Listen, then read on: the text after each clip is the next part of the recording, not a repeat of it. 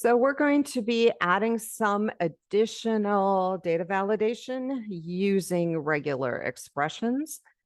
And so this is what I normally do with regular expressions. I copy them just because that is a whole lot to have to key in. So this is in client CS and it is for email. So let's go back to client. We will find email.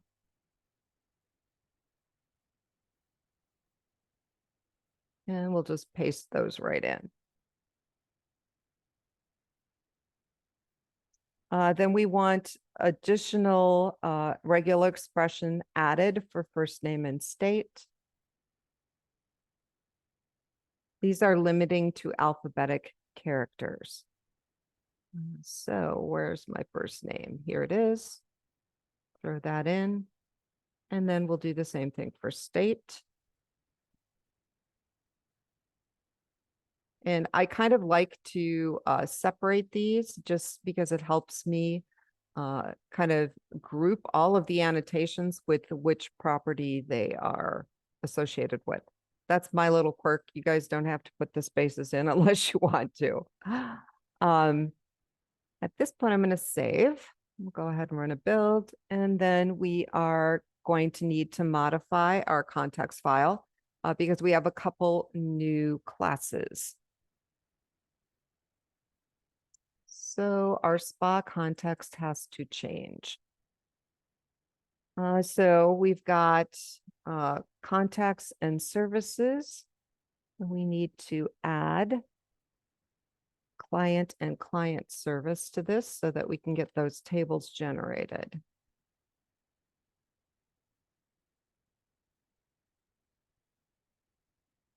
And client service.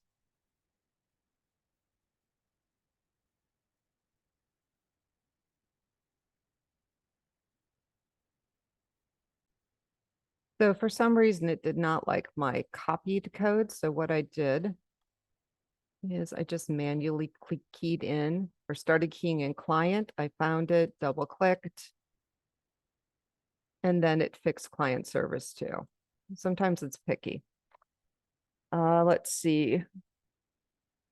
Now that we have the tables, we do need to specify our data that we're going to put in them. So I'm going to try copying this as well, but it might not like it. So if it doesn't like copy paste, then you end up having to manually type things.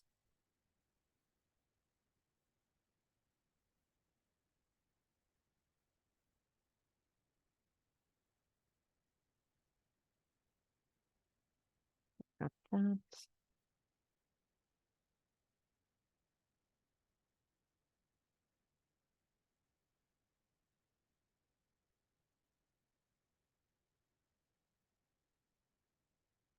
So client service does not have a definition for ID. Let me see. Okay, see how that's a lowercase d? All right, there's two fixes for this, guys. You can either make it an uppercase D, which works, or you can make these lowercase d's. I'm just gonna go with the uppercase just because that's what I used on the other ones.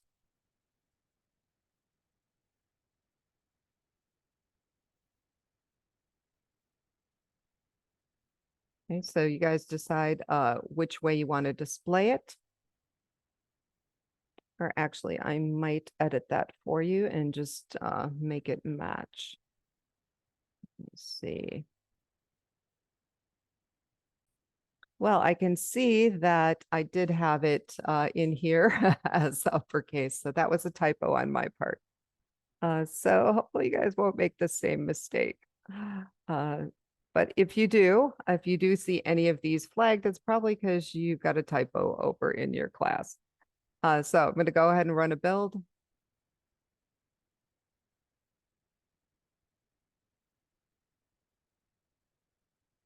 Duplicate required. Oh, all right. What a smart program. Here, let's get rid of that. Ah, succeeded. Yay. All right. So let me save everything. And I do need to do migrations because some of well, first of all, I got 2 new tables, but also if the those those classes existed, I am changing some schema things. So I'm going to go over here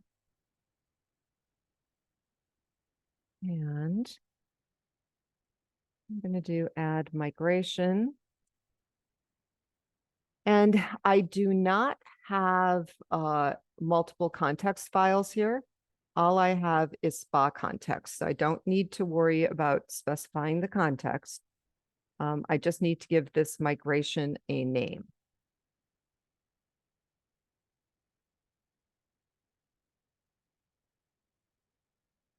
And remember, this is creating the file with the up method that actually creates the table. So you can see what it's doing.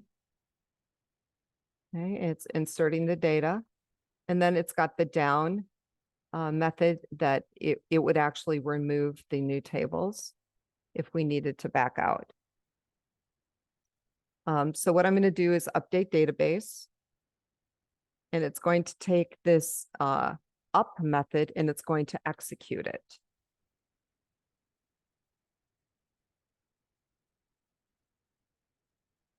Okay, so I should be able to go out to my Object Explorer. And I got to find this table or database. See if I even remember what it's called. I've worked with so many of these. Let's look at the name. Zen Spa. Well, that is an awesome name. There it is. All right, so I created clients and client services. Take a look here. Yep, that looks all pretty good. Let me make sure the data's in there.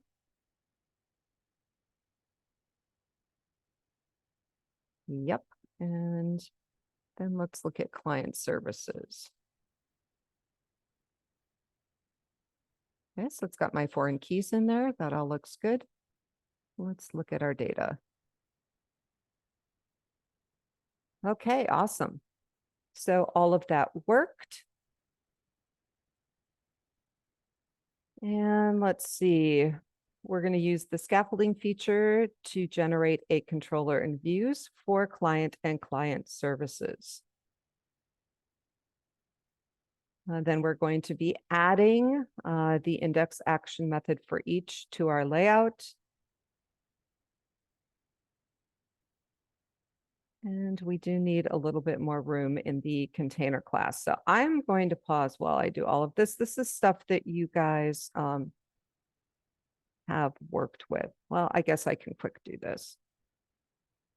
So let's go up and go back over here. And let's go to our controllers. Add new scaffolded item. MVC controller with views using entity framework. Okay, so we have 2 new classes. We have client, we have client service. Context class is spot context.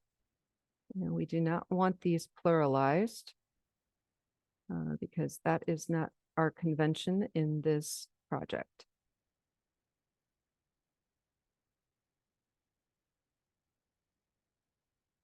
So I'm going to pause while it does this, unless it does it fast. Sometimes it does it quite slow. Oh, that was actually pretty darn fast. So let's do this again for client service. All right, new scaffolded item. And again, controller with views using entity framework. And this is for client service, which should be fast because this is fairly small. And we're going to get rid of the S so it's not pluralized.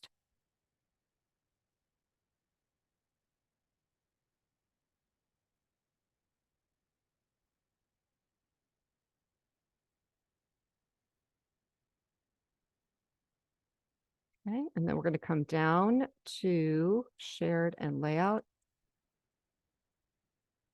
And it does not matter to me really where you add these.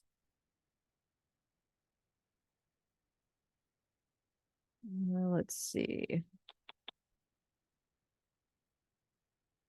Yeah, you just need to add them to the menu. So what I normally do is I just kind of copy one of the menus items that are there. We do that twice here.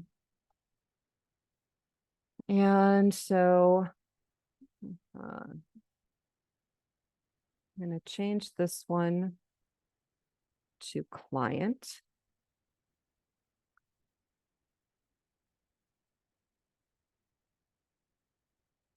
Call it clients. And then change this to client service.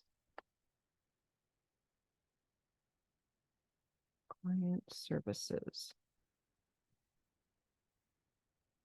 Okay, and we're going to the index action method of both, and this is a lot for the menu.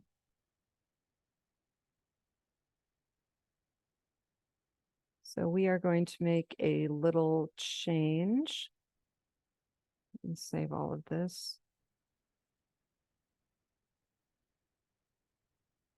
Okay. Where does it have container? Div class container. We'll change this to container dash fluid.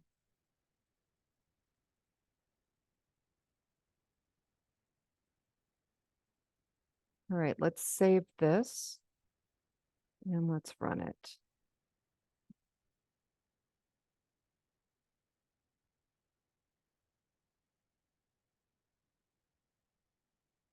Okay, so crossing our fingers, let's select client. Yay, that looks fine.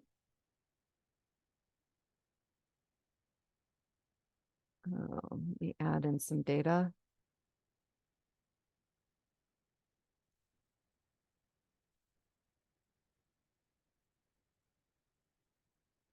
Oh, it's a good thing I did that. What doesn't it like? Oh, it didn't like the space. Ah, that is something that we need to loosen up on that edit. I'll just put traverse. This is why you test these things. Country. Phone.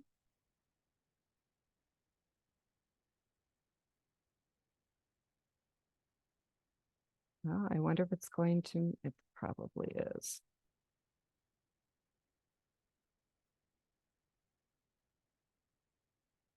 All right, so then it's got my data there and it still looks a little scrunched, but it's we'd have to change the whole layout of the screen, which in reality I probably would do. I also would never display the password or the confirmed one in any of these screens, but for now we'll just leave that. I think I will fix the city so we can add a space. All right, so if we want to add a space, let's go back to our regex. I think that was in client. So we are allowing all sorts of characters here for email. And that was city that we had to change. There it is. All we have to do is put a space in here. There. Okay, and then now it'll allow a space. So let me stop and run it again.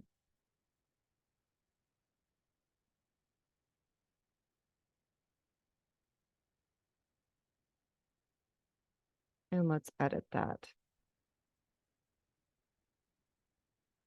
And voila. Let's see if it'll, oh, I thought it was going to do that. I would definitely do something with the passwords, I probably wouldn't even have them in that. I would probably remove that and just use the authentication system that came with it. But for right now, we'll just leave that. But you can see that now I do allow spaces in there.